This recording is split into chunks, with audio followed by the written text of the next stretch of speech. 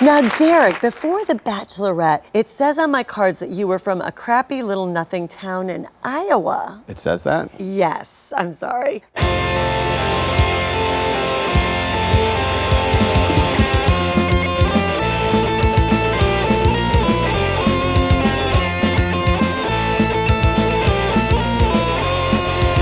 All right, so the movie starts and Dr. Robotnik is on the mushroom planet where he was stranded at the end of the first movie. And he says that he's been on the planet for like 270 something days. So we're seeing him after a prolonged period of isolation, and he's sort of losing his mind. He's living off of just these mushrooms on this planet. So he's probably getting like, hallucinogenic effects from all of these mushrooms. They don't really explain why he's bald now. Do they explain why his mustache is so much? Well, I guess if he's living in isolation, yeah, the mustache is a lot bigger. A lack of grooming, and also there's no one around, so he doesn't care what he looks like as much, I think.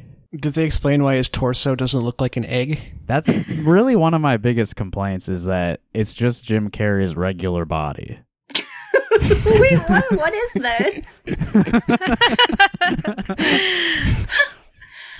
This is my review of Sonic the Hedgehog 2. This is Rock Caucus. This is what the podcast is about now, Natalie. This is what I said the next episode was going to be. Can I confess something to you guys? So when the first movie came out, I saw an ad for it, and I thought James Marsden was playing Dr. Robotnik. He's in it, but he's not that. Okay. I saw his name, I think, attached to the poster, and I was like, dang, he's very hot. And now I've realized that I was attracted to Jim Carrey, and that doesn't feel good. Well, I don't think Jim Carrey is unattractive, is he? No, but he was an anti-vaxxer. Yeah. Or was, I'm not sure, honestly. Yeah, I can't separate him from his aggressively mediocre personality. Yeah. And yeah, I don't think he was like super into being an anti-vaxxer, but he was with Jenny McCarthy for a long time. Right. And he was supportive of what she was doing. Yeah. Also, he had a really bad take on the Chris Rock, Will Smith thing. Yeah, that's true. The ultimate crime. Yeah. Yeah, we haven't weighed in on that yet. I forget what he said, but it was, I mean, personally, I'm 100%, I think Will Smith did the right thing. No, it was something about how, like, it was, Will Smith is a dangerous man. Like, what he did was, like, so horrible. Come on. Yeah, it's like... And that's the official position of all of us, actually, is that Will Smith is completely in the right. But it sounds like we're mixed on, is Jim Carrey hot? It sounds like some of us begrudgingly are attracted to him, but others are all aboard. Yeah. All right, well, we can talk about this other stuff if you want, but I will be going back to my Sonic 2 review periodically throughout the episode. So we had a couple things planned to talk about, and then there was some breaking news that I think we need to start things off with. Yeah, Joe Biden stood in front of a bunch of corn. That's not quite breaking, but that was recent. It was more shocking. Wow. Oh, man. But we're recording this on the evening of April 13th, and this article just came out. Brianne Pfaffenstiel of the Des Moines Register is reporting that the DNC panel has stripped Iowa of our guaranteed first vote for president in the nominating contest. Wow. Yeah. We have to change the name of the show now. Well, maybe. There's still a chance. So, so you're telling me there's still a chance. Limp Caucus is what we are now. I'm just hearing this for the first time. I'm absolutely gutted. I'm so excited. I'm so happy. I know. I love attention. That's the only good part of it. But yeah, you still have to do the podcast, even if we're not the first in the nation caucus state, Natalie. You still have to do it. Oh, damn it. We're locked in. I contractually. All right, so we can get into the details a little bit. So the DNC voted today to strip. There's like an early period that happens before the rest of the primary. So I think it's everything before Super Tuesday is like in this early period, and the current states in the early period. So us, Nevada, South Carolina, and New Hampshire, we had like some kind of waiver so that we could go before this date that they had set. And they have stripped all of the states that currently had a waiver of their waiver, and we all have to reapply for the waiver. And they say here, up to 5 states will be selected to participate in the early window, and the written plan gives no preference to states that have previously held that position. So we could be replaced by any just shabby little Nebraska or whatever.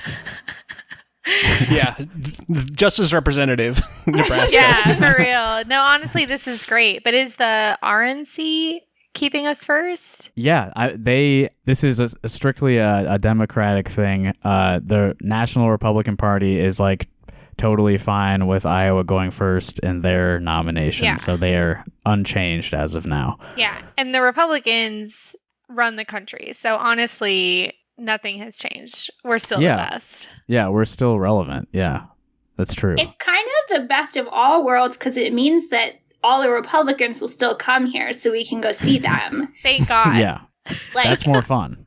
Yeah, it's way more fun. That's what I'm most excited about this next time around is being able to go to the state fair and see all of them. Yeah, see Rick nobody's going to Santorum. primary Biden anyway, so that would have... Yeah. The thing is, we good Democrats, we like to say that we would have voted for Obama a third time, but as Iowans, we were among the privileged few who got to vote for him the first time. That's right.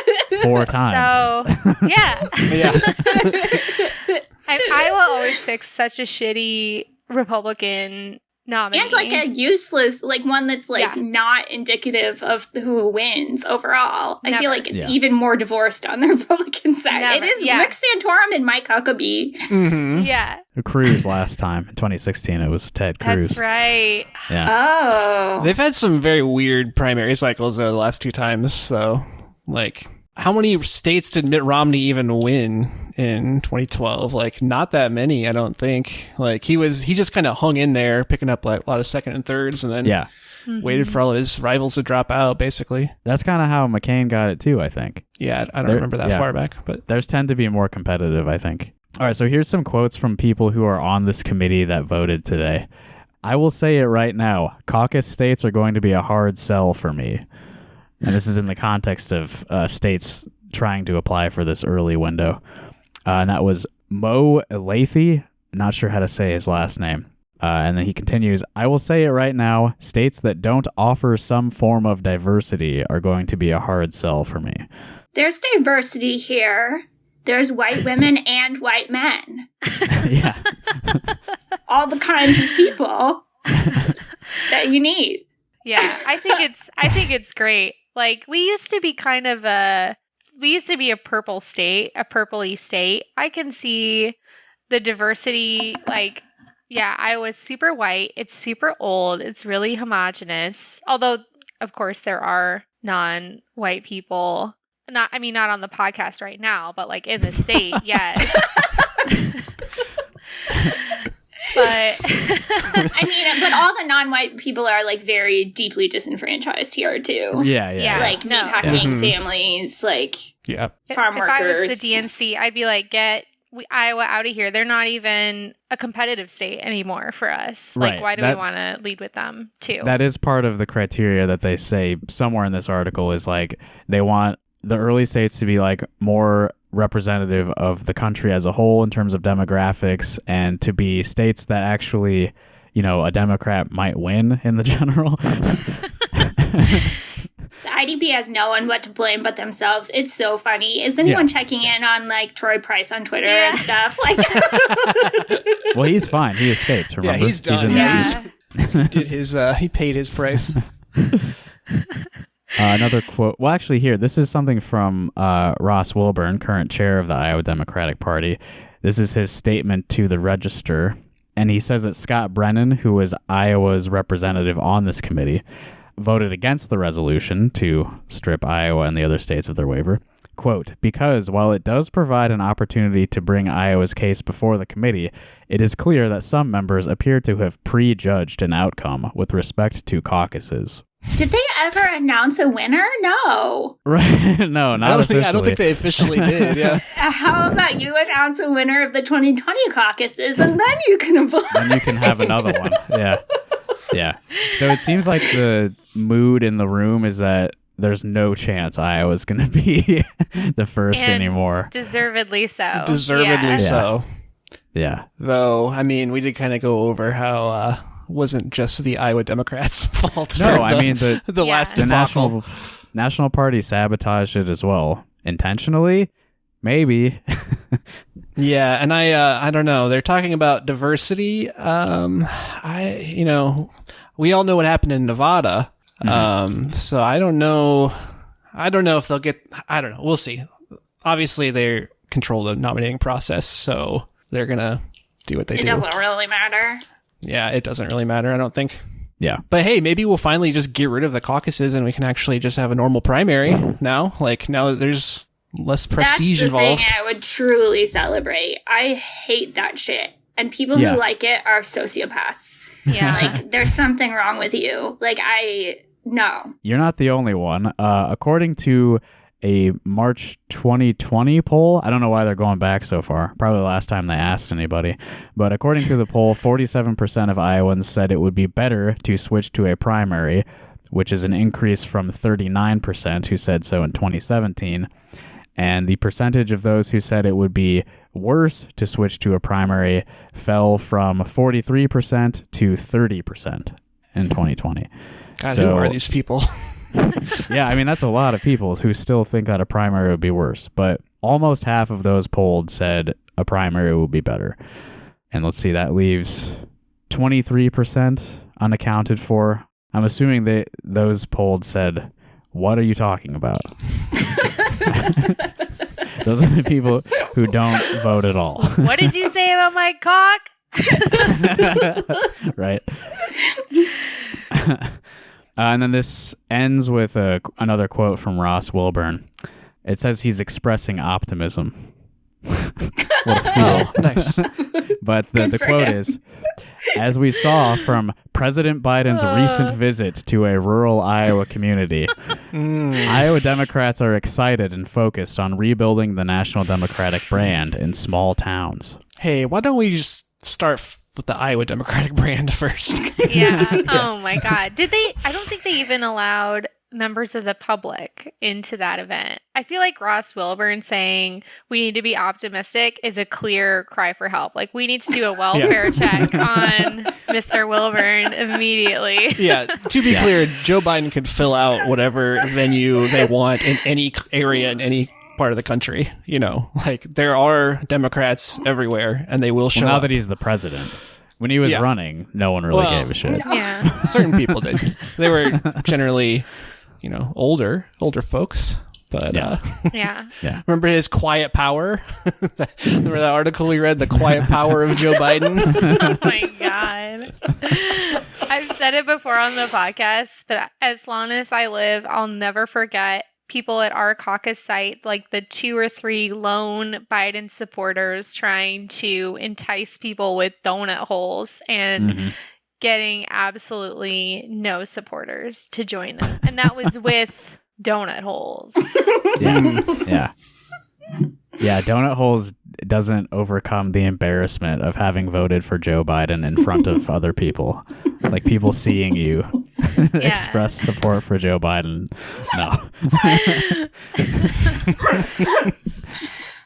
I want to go back to that corn room in a second, but let me finish Ross Wilburn's quote. I've never left it, baby. I'm in there right now.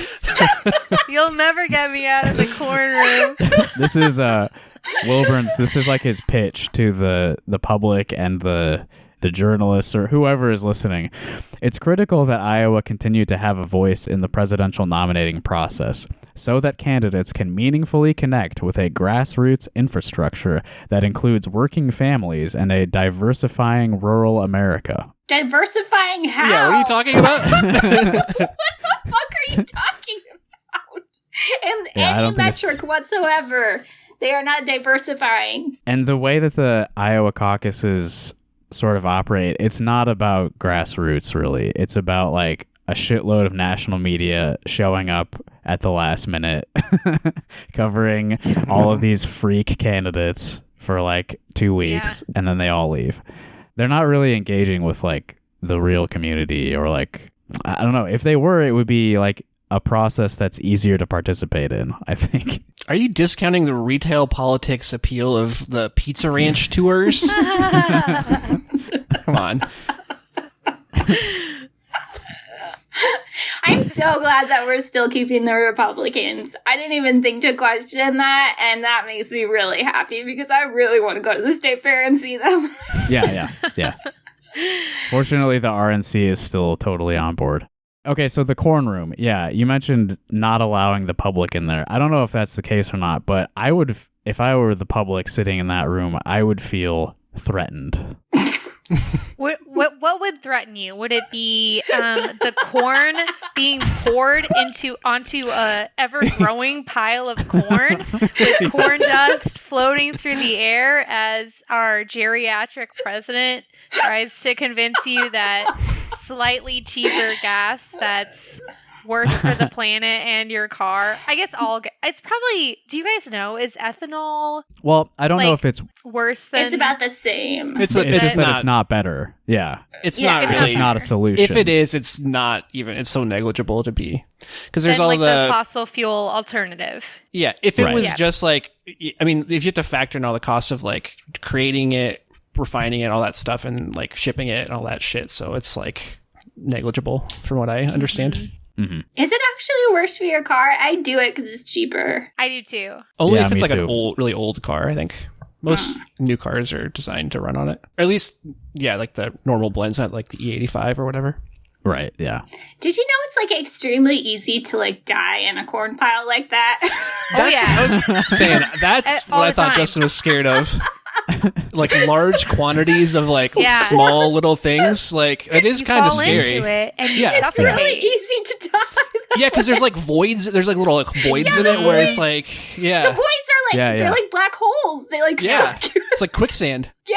Yeah. People die in silos and stuff. Yeah. Yeah. All the time. All the time. It's scary, dude. That does scare me. I'm like claustrophobic. Like Yeah. it does That sound. scares me. And like growing up, like my family had a hog farm, and I'm also fucking terrified of pigs.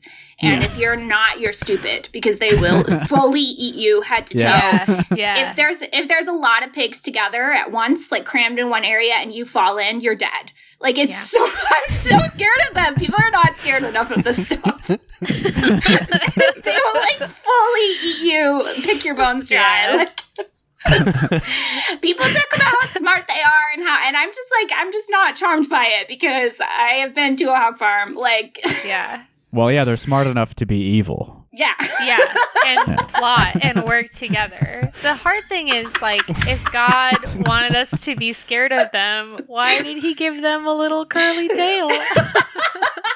Yeah. Yeah. But they are vicious. They're really mean. Like Yeah. Are these the things that scared you, Justin, or something else? Well, yeah, it's just sort of like the staging of that room. It's just a huge, like, what are they, in a barn or something? Like a giant warehouse, corn warehouse? Yeah, yeah. And They're in a corn unbelievably warehouse. bad vibes. That's what they call them. Yeah. it was really dark. Like, the lighting was weird. This was in Menlo, Iowa, by the way, which I Never heard didn't of look it that. up, but it's probably population like 60 or something. It's near Des Moines. Oh, Not like, Right. I never like saw it. Yeah, I not think like it's northwest-ish. If Yeah. it's not on 80, I've never seen it. exactly same. Yeah.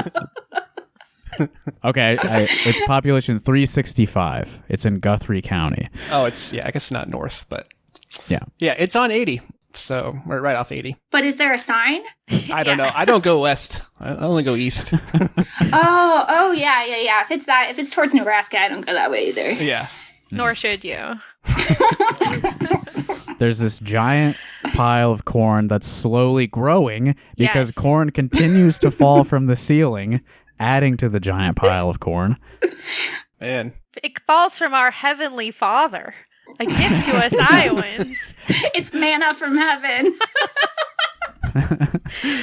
Sounds like a good premise for a horror movie. Yeah. Just Yeah. it's like water torture, but with kernels of corn. Corn torture. Hardy Nard asked on Twitter if eagle-eyed Twitter users could find the famous Iowans in the room, or like the notable Iowans, and I commented, the corn! Yeah, giant corn mountain. The corn was the star of the show, baby. How could anyone take their eyes off of it? Oh my god, the charisma of this corn. Joe Biden didn't have a fucking chance. Yeah. Did you see that stupid writer that I retweeted who was talking about like Joe Biden we have a food shortage in the worldwide and he's burning the food, and I'm like, you can't eat that. Yeah, it's the shittiest corn. It's basically gravel. Yeah. You literally can't eat it. Can animals eat it? Is it this? I know Yes, there's. they feed it to animals. They like grind it up and feed it animals. But like it's not like food. I don't. Yeah. Yeah. It's just like cellulose. Yeah. But I also wanted to mention the Secret Service guys who were standing in front of the corn pile. They were like standing back to back at an angle. One of them was noticeably taller than the other. They were like, this is like TV. I don't know. This wasn't like a real situation. It was staged so strangely. Yeah. It's hard to tell if they're protecting the president or the corn. I know who I would catch a bullet for, Evan. Yeah. That Iowa gold. That should be the it is a very like uneasy image. That should be the cover of the episode art. Yeah, I mean, oh, for sure. Yeah. What else could it be? Yeah. There was a rumor that David Lynch had a new movie coming out, but it was somebody saw like a photo from that event and just assumed that it was. I saw he had to release a statement that's like, I don't have a fucking movie coming out. Yeah, somebody made up that he has a movie coming out. They just lied. Which is awesome, obviously. Yeah. All right, well, there was another important thing that happened this week that I would like to talk about. Abby Finkenauer is running for Senate very poorly. She's doing a bad job at the like minimum requirements. Good at asking for money though. Is she? Well, okay, yeah, you're right. Persistent. The automated Persistent. DMs are not, they're not doing it for me. From any politician that I get them from, it's really not, it's not cool. Like, at least like have a human write it. Yeah. Liz Mathis's staffer answered my riddle. Yeah. Well, that's good. So she's it. Zach Walls, Senate Majority, no. Abby, no. But Liz Mathis has a staffer who will answer your riddles. I just get it because my display name is Sincerely with a comma, and so I get sincere, like hello, sincerely, and then 2 commas. So it's like, come on, man. Come on. You couldn't have someone glance at it, automate with glancing. That's what I mean. Yeah, you got to have at least some human element in there. You can't just spam your Twitter followers like that without knowing their names. Yeah, like when you do like texting for a campaign, like a human being, you have to click on sending the text every time. I assume there has to be something regulating them DMing us, right? I don't know. I think No it's idea. probably some kind of tool, like a plugin or something that they can. I mean, like legally, it seems like they should have to do that since Maybe if campaigns they're when texting maybe they're texting like your phone versus on a social media platform. There's less. Yeah, phones are more regulated communications wise. Yeah. And it's interesting because mine's unusable because it's just porn text all day long. You say porn text? Yeah, dude. I don't get those. Hot singles. You don't get those? Oh, I have got a few of those. These Like are text messages. Text messages. Yeah. The one I get every day is Dr. Oz shocks millions. He will be mourned. And there's some link, like, I really, really, really want to click it. So we'll include that link in the episode description if you want to learn about Dr. Oz's death. Is that what's being implied there? Confusingly, I do think that they're implying that he did pass away. But a lot of them are like, Dr. Oz exposes Big Pharma live on air in front of 6,639,982 viewers. You won't believe your eyes. Well, chances are you already saw it because there's 6 million viewers. Yeah. You were probably one of them. He's running for Senate, Yes, Yeah. and wasn't he endorsed by Trump? Yes, Yeah. he was. He's a real funny. shitbag, that guy. He's such a fucking shitbag. Fucking Yeah, he's not good. popularizing quack cures. That's really cool, man. And then He's an running for absolute fucking monster. Senate. Yeah, and like he's absurd for being like a Ben Carson figure where he like was like very good in his field. Like he was a legitimate heart surgeon and was respected, and then just like surgeons aren't that smart is what I've kind of learned. Yeah.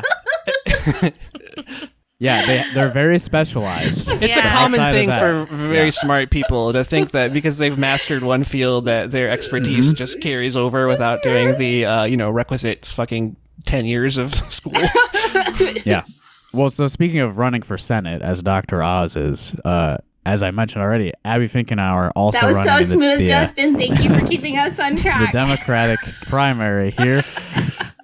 And so part of, running for the nomination, you have to turn in certain papers, forms to be on the ballot for the primary, which is June 7th. And one of the requirements, I believe, is that you have to have at least 100 signature. Well, okay, the total is like 3,500, and it has to be from at least 20 counties in Iowa with a minimum of 100 signatures for each of those 20 counties. I believe it is 19 counties, Justin. It's Just 19? to fact Okay. check you. Yeah. Well, I was thinking 20 because she turned in signatures from exactly 20 counties. So just one more than was the minimum requirement. And that was kind of a trend, just barely being over the minimums. Why work harder than you have to, Justin? Yeah, That's what her campaign consultants are telling her. That's how I live most of my life, but I don't know if that's really the way to do it when you're doing what she's doing. So she filed for the nomination to be on the ballot, and she's got all these signatures. I was one of the signatures in Johnson County because I was approached by some girl on campus, and I was like, okay, because it would feel weird to say no to something so simple. I'll always sign for those ballot Who things. cares, man? You can be on the ballot. yeah. I won't vote for you, but Right, be yeah. on the More ballot. candidates on the ballot. I mean, that's cool. That's good. I like to have options, choices, freedom of choice. Who is she? She's running against Grassley and Admiral Franken. Is there Well, anyone This is else? for the primary. And someone who's cool. That Yeah. Glenn Yeah. Hurst. Glenn Hurst. Yeah, he's the Isn't one. he kind of good? Yeah, he seems like he's the best choice. At the very least, he advocates for Medicare for all, so Okay. he's Apparently, Clear, so- automatically better than the Mike other two. Franken apparently kind of does. It's very unclear because I went on his website and it says single payer, and then further on it says he supports a choice for a public option, which is like that's kind of two different things. It's like either there's an option for public or it's only one. Or there's a single. Yeah. Single meaning You're- one. Yeah. So it's not clear. Also, he's a bloodthirsty fucking monster. So Yeah. Is he like doing that like Africom shit? yeah. He's like saying like all Russian people are fucking criminals because of the Soviet Union. And if they're brainwashed. Yeah. He said they cause trouble all over the like they've caused us so many troubles, and definitely none of the other way around or anything like that. Right, I liked his work on SNL, but I think that the photos he took with that young woman are just absolutely abhorrent. I will never support him. I mean, look how far he's fallen. He was like a Yeah. pretty well-liked senator Yeah. from his home state Yeah, he's of Minnesota. fallen from Minnesota to Iowa. He's fallen down, how many yeah. how many lines of Miles and latitude? miles. Yeah. But yeah, it would be latitude for him because he's a boat guy. That's right. Yeah. That's right. I got this, speaking of text messages, I got this invitation to do like a survey via text a while back, and I took it, and it was like, so if the primary was today, who would you vote for? Abby Finkenauer, Admiral Franken, or it must have been Glenn Hurst. And I was like, I don't know, like maybe Abby Finkenauer, maybe. And then it took me through all these questions like, how do you feel about the U.S. Navy? Oh, I wonder where this poll is coming from. And then it, like, after I would be like, I feel like it's disgusting, then they would be like, Admiral Franken served in the U.S. Navy admirably for da da da da da da. And so it goes through this whole thing, and then at the end of it, it was like, so now who do you think you would vote for? They have hands down the stupidest titles and the stupidest little outfits. That's how I feel about the Navy. Admiral? Like, what? Yeah. How are you an adult? And you wear a little jaunty little outfit. Yeah. All right. Well, since we're talking about her primary opponents, I will mention that like a week before this story came out, I saw a poll for the Democratic primary for Senate. And to be clear, these are people running for the nominations so that they can then lose to Chuck Grassley. Like, we're all in agreement that that's for sure what's going to happen. Obviously. But Barring any medical situations. yeah. That should be considered. Yeah. But this poll I saw had Abby like 50 points ahead of Mike Franken. Like, there's no competition. Like, she's definitely it was hers winning to this primary. lose. Yeah. All she had to do was collect 100 signatures. And she couldn't do Yeah. it. And then this comes out, and so after she turned in the signatures and all the other nominating papers and whatever, there was of course a challenge from the Republicans to not let her be on the ballot. Extremely anticipatable if you know anything about anything. Of course they're going to do that. That's not like a partisan, insane, out of left field attack. Yeah. Like, obviously they're going to challenge it. Like, if you turn in, if they ask for 100 signatures as a requirement, and then there's like 3 counties, she got 100, 101, and 103 signatures in those counties. So it's like, I've the got it solution right is here. just collect more signatures, like for insurance, because like, which is like it's come up before. I forgot about the Teresa Greenfield thing, but she did in 2018. She was running for House of Representatives before she ran against Joni Ernst, and her campaign manager just made up signatures. Yeah. And then they had to throw them all out, and then she didn't get enough in time to make the ballot. So, and it also happened to our former mayor, Ron Corbett, when he was going to run against, I don't remember. He was running for Senate, I think, in 2020 or something. But anyway, he didn't get enough signatures, which is a fucking... Oh, man. Come on. What a shame.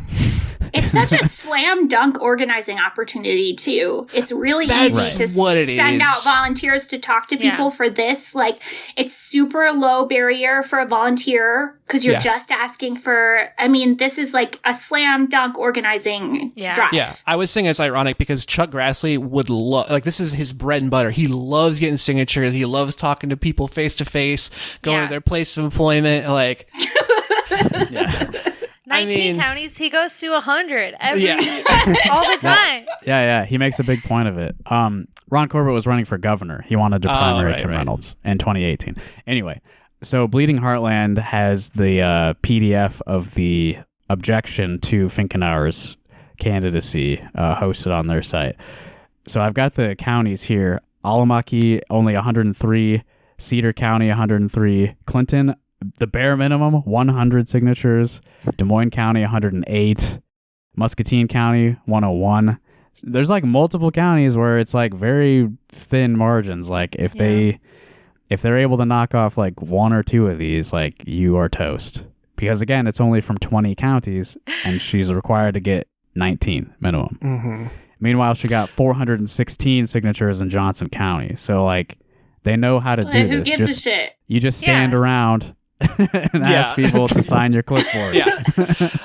I mean, I think it's clear that like her campaign just treated it completely as a formality, which I mean, it basically is. And they were like, that she's got the name recognition. Obviously, she's like the presumed front runner because she's the only one who people fucking know at all. Yeah. And so they were like, we don't need to focus on this. We need to focus on donors. Back to the asking for money, because she's been very consistent on that for sure.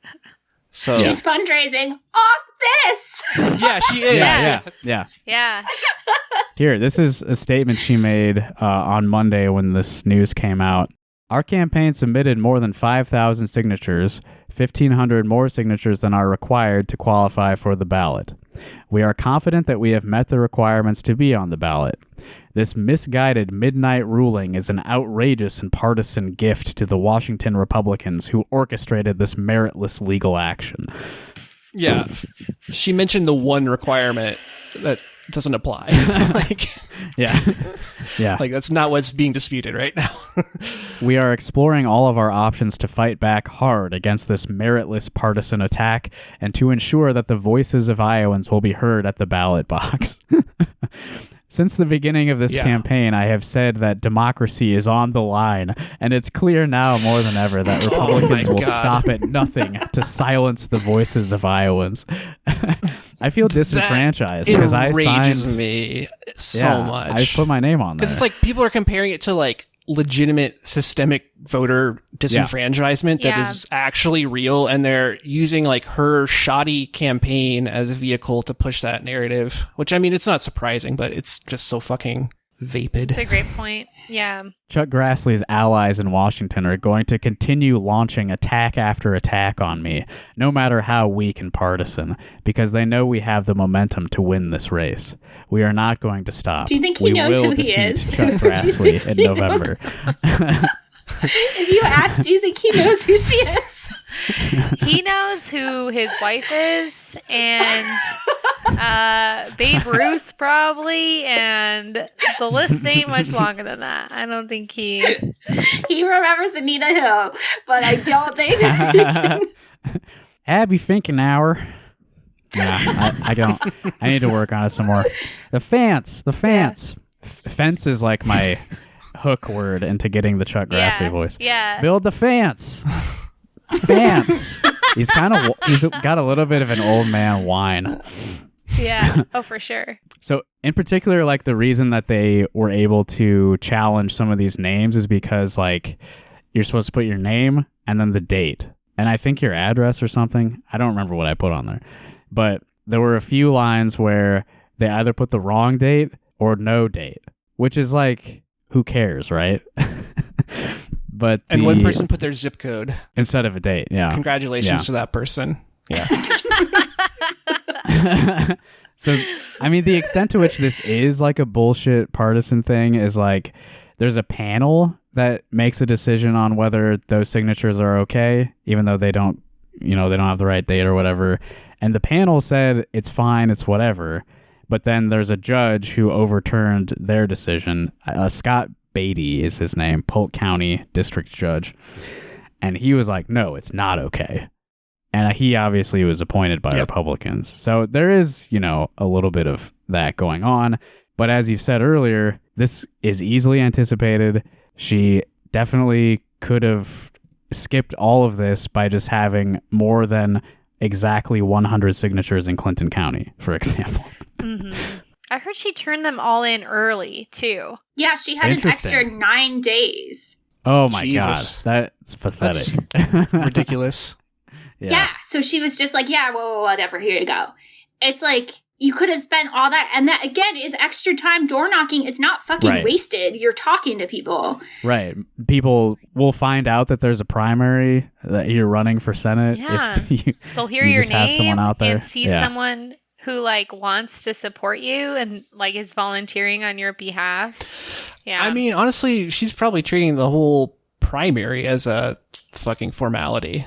Like, I mean, I know Franken has picked up some endorsements and all that, but again, like you said, there's just a huge gap in recognition and just, public image. Yeah. People really hate this shit, though, which rightfully so, like being taken for granted or like, Yeah. I'm like a shoo-in or whatever. For sure. Yeah. Are you going to work this hard on my behalf? Do the exact bare minimum that is required? Okay. That makes me really excited to vote for you. It seems like she definitely has a lot of national Democrat support. Remember when she was being floated as like the labor secretary beginning of the Biden administration? Oh, I didn't know that. Yeah. That's stupid. I don't know who was floating it, but it was out there. Yeah. She's super tied up with Biden, too. Like, she's been a long time Joe Biden ally. Yeah, which she isn't was going one to of play the that well here. First and only to endorse him. Yeah, right. Nobody really likes Joe Biden in Iowa. I don't know if she's noticed. I have a comment here from the Bleeding Heartland article about this that I wanted to read to you guys. This is from the user Bronx in Iowa. Oh, that's a real shithead. They post, you've seen that person. They post blogs on Bleeding Heartland. Yes, I think they might have been the person here, the one that was like, we need to solve, like, the way to get Republicans out of power is to treat mental illness or something. Like, basically saying that, like, all Republicans are mentally ill, and that's why. Like, I think we. Oh my gosh! We almost read that on the show and didn't, right? Yeah. Yeah, I remember we read it, but not. I think on we the were show. like, it was too small potatoes, but. Anyway, the comment from Bronx in Iowa. The title of their comment is "Careful What You Wish For," and they say, "Republicans who rejoice in keeping Finkenauer off the ballot, if it comes to that, may rue their glee." What a phrase! You will rue your glee. Not my glee. I'm ruining it so hard right now. I hate this. I regret being joyful. I regret it. Typically, you only hear about days being rude, not so much glee. Rue the day. Yeah. Mike Franken, a decorated Navy veteran of flag rank who has extensive government as well as military experience, is a far, far more credible opponent for Chuck Hypocrite. Wait, that's not even a good joke. I think it's going to catch on. Yeah. We're going to start. People are going to be calling Chuck Grassley Chuck Hypocrite. I would laugh so hard if he was like, Chuck, your ass is Grassley. That would be way better. Oh, yeah. You have to say ass then, though. It's just like they're on a platter. I hate that. You hear that all the time. Like, oh, when we turn around and use this on them, when have we ever done that? Like, when have like Democrats or leftists ever done that? Shit, I don't think they were even suggesting it there. Like, you have a better idea than Bronx in Iowa. Yeah, and they did write the mentally ill article. The evidence is mounting that our dysfunctional politics are the result of mass mental illness. Sure, that's convenient. And now in 2022, the demented president is standing in front of a mountain of corn in a dark room. The mental illness only goes one way, though. Yeah. And there's really just one last thing I wanted to mention while we discuss this, because I think it's only fair. Liz Lenz was tweeting about this. She's kind of pissed off about this. She agrees with Abby that it's a very, it's a partisan attack and whatever. Let me guess. It's also sexist. Well, that is kind of part of this, but she pointed out that this judge, the Polk County District Judge Scott Beatty, was also involved in this. What is it? I think it was in Iowa. Yeah, House District 55 race in 2018. I thought you were gonna say he doesn't. What was her thing about like? He doesn't have like sheets on his bed. Yeah. No bed frame. He only has one pillow and he doesn't no help around towels. the house at all. So there was like this really close Iowa House race between Republican Michael Bergen and Democrat Kayla Cather. Sorry, I didn't look up how to say it. And there was something about like some ballots didn't get counted or whatever, and the Democrat brought this lawsuit to like recount or whatever, and Scott Beatty just like dismissed it, which means that the race went to the Republican because it was very close. So she just pointed out like this judge has a history of throwing elections to Republicans. Mm-hmm. Yeah. I mean, I saw, she was like the only person I think I saw who was like saying, like, she was arguing with people in the replies about how it was not Abby Finkenauer's campaign's fault at all. I mean, pretty much everyone I've seen, even like hardline, like mainstream Democrats, are like, their campaign fucked up. And it was even an issue before the challenge. Because remember, there was an article in Bleeding Heartland before it was even like a legal challenge about the dates, saying like, isn't it fucked up that these candidates, there's like multiple candidates who like barely scraped over the requirements. Yeah, I mean, Laura has been like critical to her credit of Abby for doing this. Yeah. Just like, you just have no one to blame for yourself. Fuck off. Like, do your job. It's not like, there's always going to be a Republican judge that, like, you should have anticipated that. They're all Republicans. Like, just don't let it get in front of a judge. Like, there are going to be no good judges for you. If you're the party that prides itself on technocratic competency, then the least you can do is actually be competent. You know, like, you're not helping your case. And that's the main thing is like, and that's why they did it. Like, I don't think they don't care. Like you said, Chuck Grassley doesn't give a shit if Abby Finkenauer's on the ballot or Mike Franken's on the ballot. It's a way to attack a political enemy, and it fucking hurts the reputation. And it probably should. Definitely should. Because it's lazy. It's obvious. It's like a slam dunk for them to do it. So, and it's apparently it's at the Iowa Supreme Court. They just argued it today, and they should decide by the end of the week, I believe. But it's just a bunch of bullshit about, there's a statute that it's a requirement, or like, who fucking cares? Stupid lawyer bullshit, but... Yeah, it is bullshit. I was like, I don't give a shit. And like, you got the signatures and you got 100 of them, so like, whatever. I saw there were arguments about like someone theoretically could become a citizen after the date that they dated it as. Like, just like, why the fuck do you care? Who cares? Like, like that's stupid. Come on. But like, just don't be a dumbass. I don't know. Like, try at stuff. Yeah. Like, why are you DMing me on Twitter? Fuck you. Like, oh my God. All right, Abby, I know we've been pretty critical and hostile towards you, but what I sent you when you DM'd me asking me for money, I mean, the offer still stands. If you'd like to come speak with us on the show, I've got a crisp $20 bill for you. You can use it for the campaign. You can use it for your own personal finances, whatever. Yeah. I mean, just like everybody else, if you want to come on the show, I'll pay you $20. All right? That'll get you into the state fair. Yeah. It won't get you to Atlantis for a set, though, because you got to buy both things. That's true. So you're not going to be able to afford it, but it's some pocket change jingling around. So back to the movie. This is a spoiler, but at the climax of the movie, the Master Emerald gets like shattered into pieces, and it has like the 7 Chaos Emeralds inside of it. Or maybe there's only 6, and then plus the Master Emerald is 7. So 7 emeralds in total. Anyway, Sonic gets his hands on them, and he becomes Super Sonic in the movie. It's so fucking cool.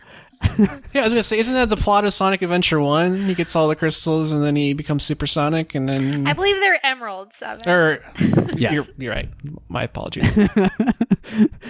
That's kind of like throughout the whole series. I don't know is like a major part of it. First thing about this guy. Yeah. Starting with Sonic 2. I know he's blue. On Sega Genesis, as soon as you get all the emeralds, then you can transform into Super Sonic. And it's been that way pretty much ever since. He's blue most of the time, but when he becomes Super Sonic, he turns yellow. Yeah. So right. I thought those were 2 different guys. Well, there's a little bit of... All right, so there's a lot of different like canons in the Sonic like franchise. So in certain interpretations, Super Sonic is kind of a separate entity. Like his personality changes so much when he's in that form that is it still him? There's sort of like a metaphysical thing going on there. In this movie, it's pretty clearly established that he is the same Sonic. He's just a lot more powerful. Because, and this is another spoiler, after they defeat Robotnik and his giant robot, he uses his power to like summon a chili dog from the heavens. So it's clear that even though he has this like immense power, he's still interested in the same He's still our chili stupid little snack. chili dog loving hero Yeah. that we've come Still to the know same and guy. trust. Yeah. That's great, Justin. I couldn't name one thing. I now know more things about Sonic, but I can't name one single fact. He's a hedgehog. There you go. That's one. Yeah. I saw that movie, Everything, Everywhere, All at Once.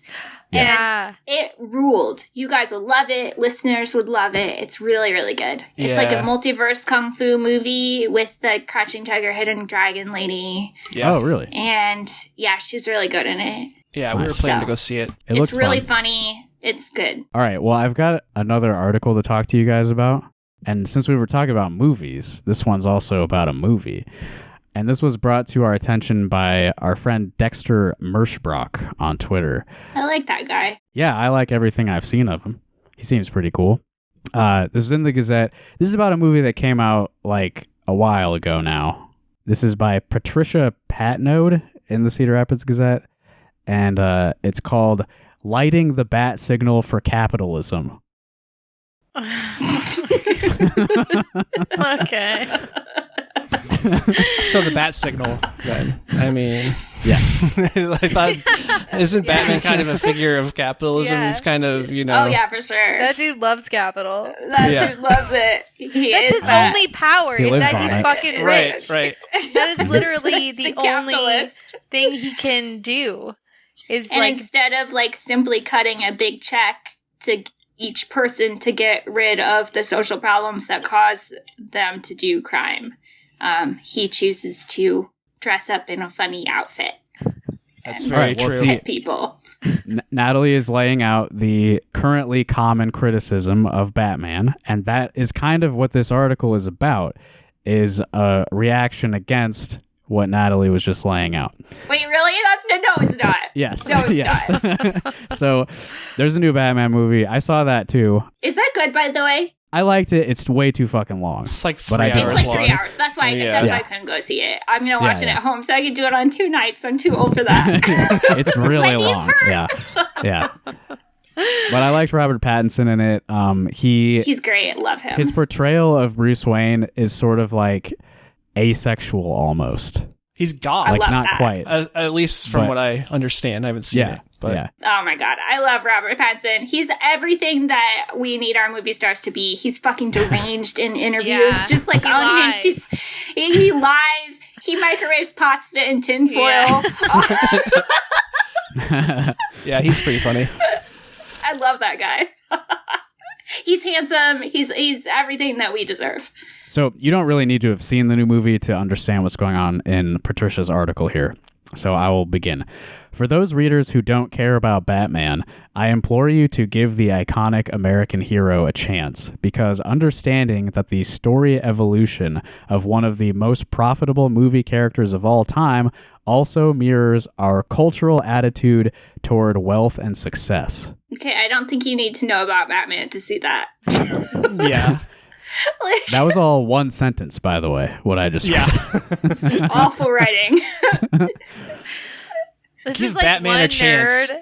Again, Yeah, who's- they mentioned, give Batman a chance. Also, it's like one of the biggest fucking franchises in American culture. Consider seeing any movie. This isn't like, who are the people who are reading your column that don't know about Batman? Superheroes on television and in movies are important. They teach children simple. Why? No, Well, they're not. They teach children Hard simple no. cultural norms and can serve as a hopeful escapism for people wanting to live in a more just society. Cultural norms that people can What? fly and Yeah. Yeah. It's good to be good. There's 0 lessons. They're like, a superhero world is inherently fashy. Like, one person's like, yeah. there's no good lessons there. Don't What get the bitten fuck? by a spider. Lesson 1. Yeah, I wouldn't say that they really portray a more just society. It's just more like kind of simpler. Yeah. Yeah. Yeah, and we have to rely on a single. It's a lot of like the American rugged individualism thing. Like to Sure, Natalie's yeah. point, there's like one powerful person that we all have to look to save us all, that enforces good over Yeah. evil. And also, crime is a matter of personal virtue, Yeah. sort of shit. Sometimes, though, there's like 4 or 5 really strong people. And that's how the children learn about the That's right. cultural norm of teamwork, I guess. That's right. I do think the like X-Men, I feel like they do have some good things to say about like Yeah, because Magneto is right. Yeah. Well, the X-Men were like Ooh. a very thinly veiled metaphor for the civil rights movement when they were first being published. They're the Malcolm X. So there's more going on MLK. there. Yeah. Yeah. I'm like Batman. I like The Watchmen. I don't know. That's about like the only like kind of decent political comic I can think of. Yeah, that Yeah. one's good. Mm-hmm. Yeah, I mean, Alan Moore in general is one of the few like comics writers who has ever tried to say anything. Right. Yeah. Which is fine. I What mean, that I love was comics. They're Descended a little bit. Yeah, it's up for debate. What it was that he was trying to say exactly, but he did try. yeah. I don't want to shit on comics. They're very entertaining and fun. Yeah. I like them as a medium, but mostly very frivolous. Okay, continuing with Patricia's words. Every superhero is a misfit who discovers their differences are actually strengths. It's a bit reductive. I don't think yeah. every superhero Yeah. is a misfit. Even as we grow older, we still seek out heroes in entertainment. The Marvel and DC franchise movies are majorly profitable. The Law and Order Wow. series plays into our want for justice and understanding, as does the enduring popularity of detective shows, and to an extent, true crime documentaries explore how justice is served. Oh, okay. This is very tortured. I like the acknowledgement that Law and Order is a fantastical version of our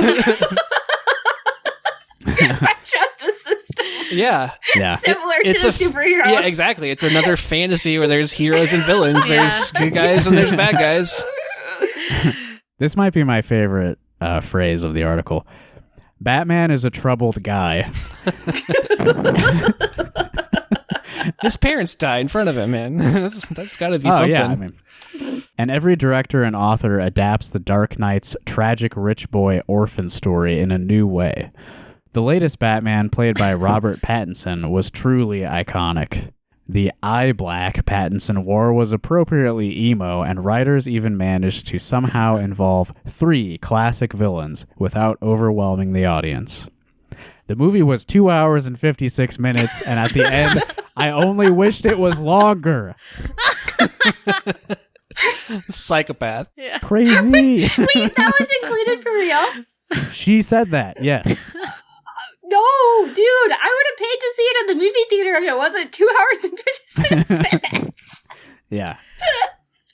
That's Titanic numbers. Like if I'm sitting down that long, it's to watch Titanic. Yeah. Not to get Batman. 100%. 100%. that was high art It should be Titanic. illegal for movies to be longer than 2 hours. I think it should be a federal crime. Tight 90 minutes. Say Oh, what yeah, you gotta 100%. say. They need to bring back intermissions if they're going to do fucking 3-hour long yeah. movies. Oh, yeah. Absolutely. Because when are you supposed to pee? You're hungry. Zack Snyder's Exactly. original vision for his Justice League movie was going to include an intermission. Yeah, that's just smart. I respect that. Yeah. That guy's a visionary. He is, yeah. I love his gray worlds.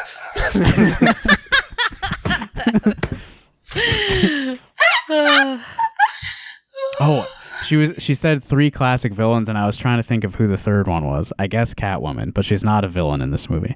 She's not ever a villain. It's but Zoe okay. Kravitz, isn't it? Yes, it is. I heard I mean, they she's do not like an have anti-hero, chemistry kind of.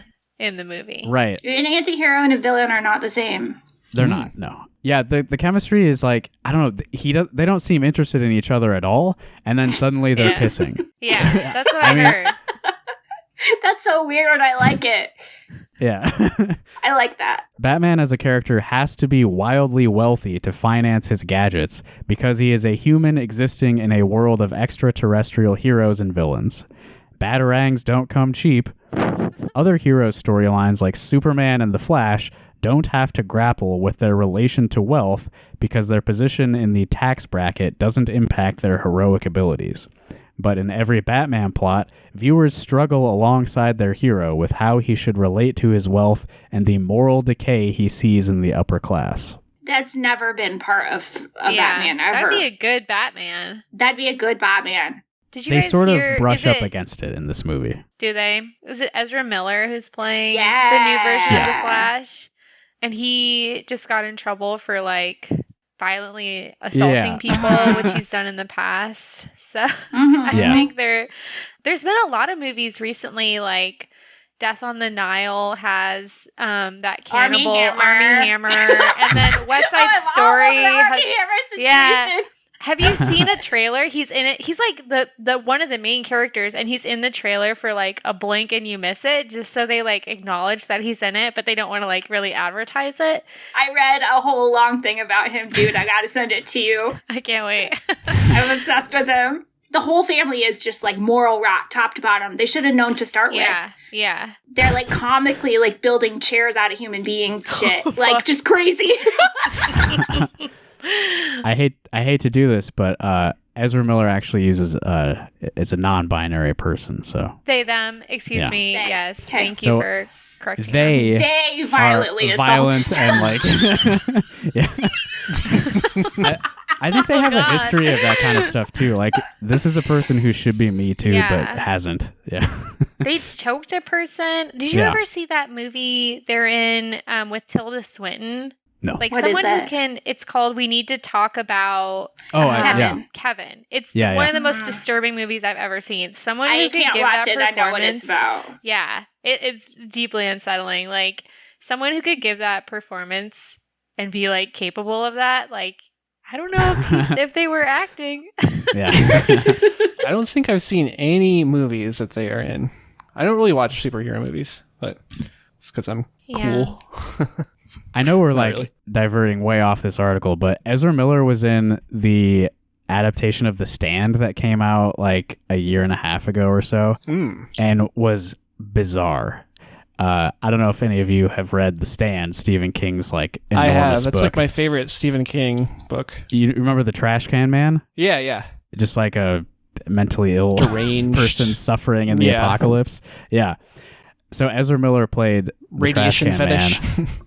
And you remember what they said in Tropic Thunder, the the phrase that made everyone mad that they used a certain word. Oh no! Honestly, I think Ezra Miller may have violated that rule.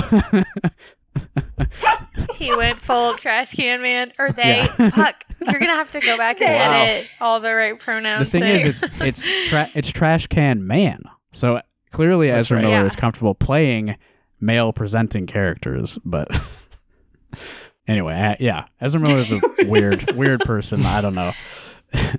Yeah, I do not want to hang out with them. Ansel Adams was also like left out a lot of the promo for West Side Story. I think he's been accused of. Are you talking about Ansel Igor? Yeah, Ansel Adams, the famous photographer. No,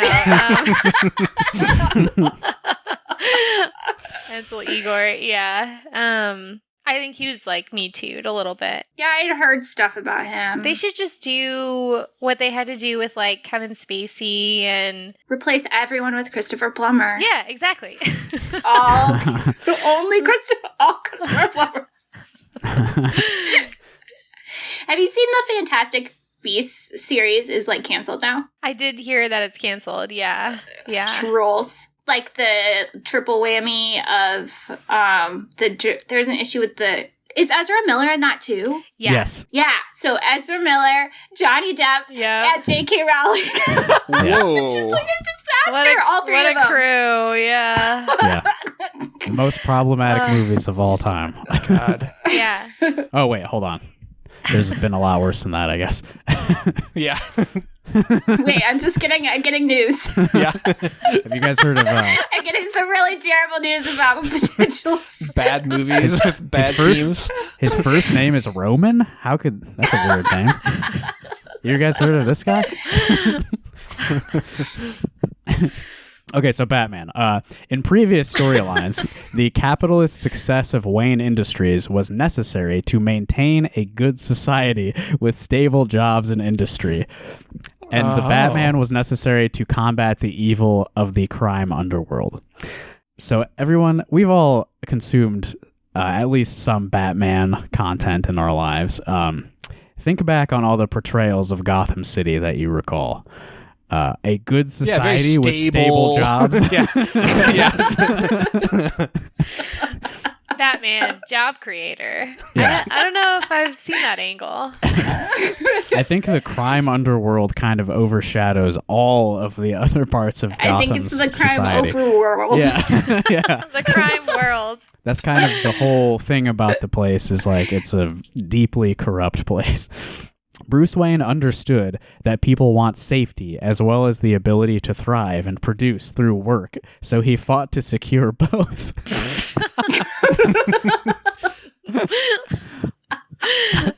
Batman does understand. He loves that. He loves it when we produce.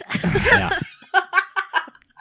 That's rules. He's all about gross domestic product. Yeah. The sharp character deviation in the latest two Batman movie franchises has not only harmed the integrity of Bruce Wayne, but also shows how anti-capitalist sentiments are warping the heroic superhero fairy tales we use to communicate important American values. I thought he loved it. I thought he loved it. Like, it is a fairy tale. I mean, yeah, the American values, the capitalism, all that stuff is it's a fairy tale. Yeah. It's they convenient to referring believe to in, but not The real. Joker as well. Yeah, I don't know what they Like, mean. is that what they're Are they saying? talking The about other one? I think they're talking about Ben Christopher Affleck. Nolan. Batman. Well, that would have been the most recent. Yeah. I don't know that the Nolan movies really well, no, there was like that weird Occupy stuff with Bane. Yeah, the third one is Bane so is the tortured. only- Like the politics in that movie are just fucking Yeah, those are super pro all over. like capitalism and state power. Honestly, like the Nolan movies. Yeah. Oh, those are. Have you rewatched those recently? Because I have, and oh my god, they are like very hardcore fashy police state shit. Yeah. They're like the surveillance, like the Dark Knight especially, is like actually it's cool if Batman can see every single person's cell phone. Yeah. I like it. It's Well, good. Morgan Freeman gets to break the computer at the talking end. about the so. Joker. Oh yeah, because there's like one single, the one black servant has to be there to pull the plug on it. Like it's just Hey, like, God. Lucius Fox is more than just a servant. Yeah, so I thought The Dark Knight was more like like War on Terror is good, more so than like Occupy Wall Street is bad, but like, I don't know, that movie is just like It's very of fucking its all time. over the place politically. It doesn't make any fucking sense. The third one is insane Yeah. because of the fact that it does attempt some class politics and it just comes out as this like disaster. It's just That a movie mess. sucks. It Yeah. is the worst one for sure of the three. No, it's my favorite of the three. It's the most entertaining, and like I remember watching it with our friends Alan and Allie, and like I was probably pretty inebriated, but I was just like laughing the entire time at how fucking stupid it was. I like Dark Knight Rises is alright though. I like it. That's my favorite one of them because the other two are like too good and like do too good of job of packaging Bush era stuff. I just can't take it. Yeah. But the third one, it goes off the rails. And also Tom Hardy's bisexual. Yeah, I just need everyone to know that. Pretty good. Pattinson is a very effective brooder. He sulks about, barely kisses Catwoman once, and has to be taken care of by his butler turned babysitter, Alfred. The 2022 Bruce Wayne hates his life. He doesn't participate in his company, Wayne Industries, whatsoever, and is completely apathetic to the business that finances his lifestyle. See, Sounds I pretty like relatable. this. Yeah, it's cool. yeah. Yeah, that's cool. He doesn't want to be a fucking rich kid. He like resents it. You know? Yeah. That's relatable. I really relate hard to Yeah, that. right. Exactly. As a very I'm rich so person sick of who. this inherited wealth. The ennui of wealth. Yeah. Something listeners may not know about us is, yes, we are rich, but we all hate it. We hate being rich. Yeah. So that makes it's it okay. The worst, It you guys. makes us feel so You morally don't even know. conflicted, and it just makes me sad. It makes me really bad at kissing. I only kiss Catwoman once when I have the opportunity. Yeah. Okay, so she's now going back and comparing to the Nolan movies here. In the 2005 film Batman Begins, Bruce Wayne, played by Christian Bale, she's really padding out the word count here. Like, we all are familiar with these movies already, but she's We know. you may recall Christian Bale played Bruce Wayne, he owns Wayne Industries in Gotham City, like over and over and over. Anyway, Bruce Wayne, played by Christian Bale, returns from his ninja training to lead his family's company in order to gain access to its high-tech crime-fighting tools. This Bruce Wayne engages in intense capitalism to finance his activities as the Caped Crusader, understanding that participating in Wayne Industries is necessary. So it's sort of like a Goofus and It's Gallant. fine if you're a rich kid as Yeah. long as you show up to the meeting. This is ridiculous. So Batman, it's fine if you're the Batman as long as you hold down a Yeah. job. Yeah. What? Christian Bale was the responsible Bruce Wayne. Because after he came back from his ninja training, he understood that participating in the Training with company monks. was Actually, that's kind of like a tech startup guy. Like, he goes to fucking like hang out with these monks and learn how to do like Transcendental meditation. ancient martial arts, and then comes back to run some like soulless fucking company that's just like exploiting people. yeah. He's drinking green juice and Getting blood infusions. It's a Jack Dorsey move, yeah. 100%. Seeing the corrupting power of money, which the Joker points out in The Dark Knight, parentheses, 2008, Bruce decided to direct his resources into clean energy, which ends up bankrupting investors. I don't remember this part of the movie at all. That's no good. That's no good. That's The Dark Knight Rises. Yeah, I don't even fucking Because remember. that's Marianne Cotillard is the nuclear energist. Okay. So yeah, I've watched this too recently. She's wrong. So Bruce is directing resources into clean energy because the Joker showed him the corrupting power of money. See, the Nolan movies have such a clear capitalist message. This is characterized as a noble pursuit, conveying that Batman's existence as a sinful billionaire was forgiven through his moral but doomed investments. So maybe it's anti-capitalist still? I don't know. Today, wealthy people and companies are doing everything in their power to communicate that they are, quote, the good guys. Flying gay and trans pride flags in every storefront, giving lip service to the importance of hiring women and non-white employees, and donating millions to Black Lives Matter. Capitalism has basically become a dirty word that companies attempt to cloak with progressive marketing. What happened to Batman? I thought this was about Batman. Yeah, what the fuck is this detour? Sharp about- turn. Yeah. We've lost sight of the community good that capitalist free market success produces. Bruce Wayne, CEO of Wayne Industries, once understood that good jobs and stockholder success allow people to live respectable lives. Jesus And that's nothing that any company or businessman should apologize for or be ashamed of. as opposed to like, even though it's performative, donating to Black Lives Matter, just being a job creator is the best thing a company can do through unfettered growth. Yeah. Won't someone think of the stockholders?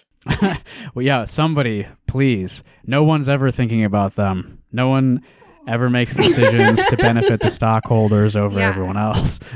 It's not literally illegal to make decisions that hurt the stockholders. Right. That's how she ends the article. So, yeah, I don't know if you guys, how do you feel about the, what was the message there? Capitalism is good. That's about it, really. Fairy tales. Yeah. I mean, it is kind of interesting that people have to make a nod to inequality at this point because of how bad things have gotten. Yeah. Mm-hmm. And public sentiment is such that you do have to acknowledge how fucked up it is that he's so rich. That's getting in the way of my movie, though, Natalie. It's getting in the way of my enjoyment of this classic story of a man who is Bat. Yeah.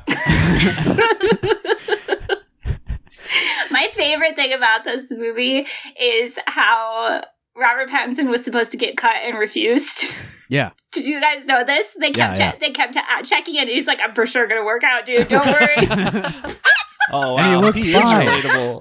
Yeah. Like, No, for real. He was like, "No, really. Like, give me 6 more weeks for real. I'm definitely gonna work out." And then he just smoked weed for 6 more weeks and showed up looking exactly the same. I mean, they got CGI. You don't need to fucking work out. Fuck that. He had the jawline. He was born with the jawline. Yeah, it's fun. And then Camille Nanjiani is like ruining his life for steroids. Yeah. Oh my god. to be in the worst Marvel movie in the worst so movie. far.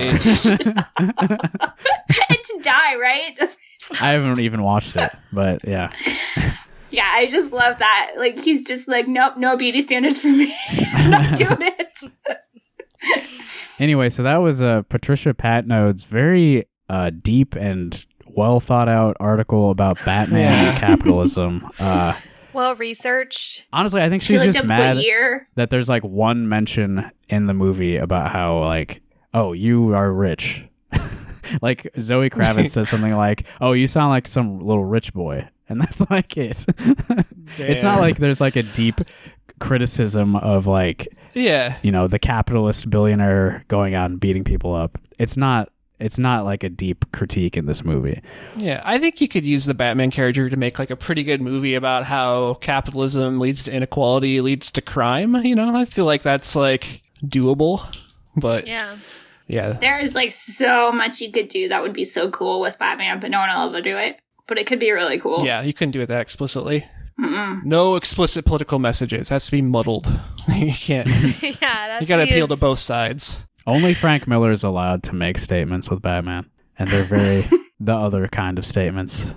Total opposite would end of the be- spectrum. Yeah, the bad I ones. feel like there hasn't been a lot of like ward discourse coming out of the Batman movies, like Batman's ward. Like the Robin situation. Yeah. Robin? Mhm. Yeah, I'm looking forward to some ward discourse. Some ward.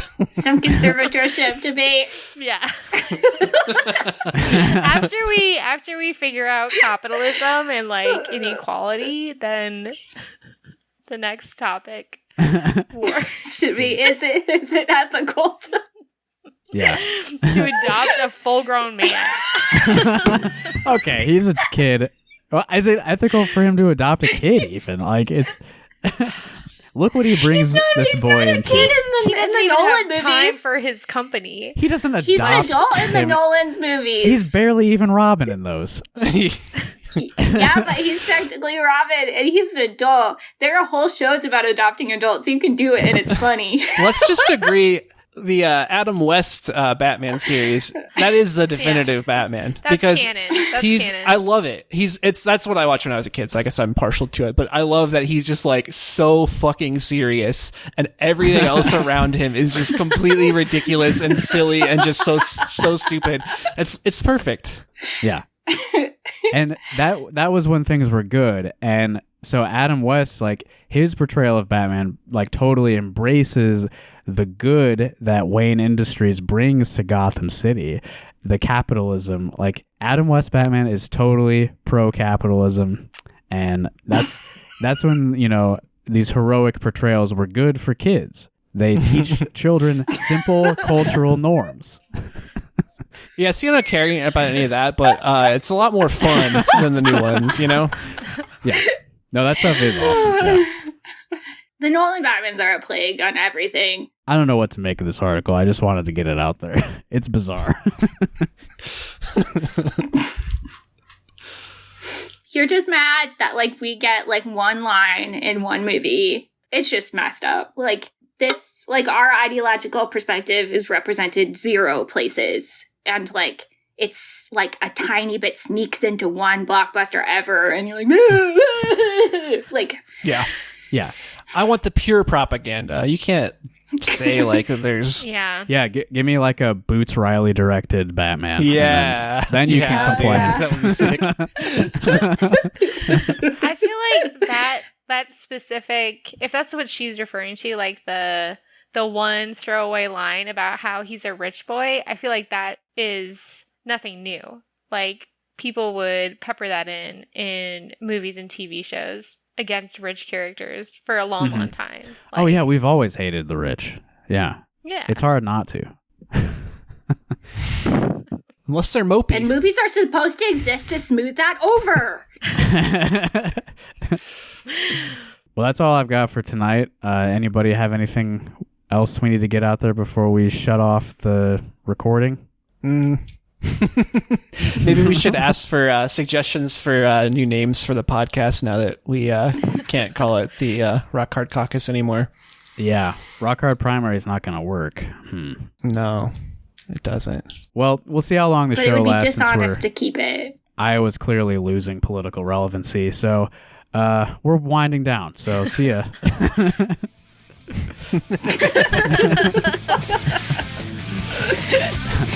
It's been fun.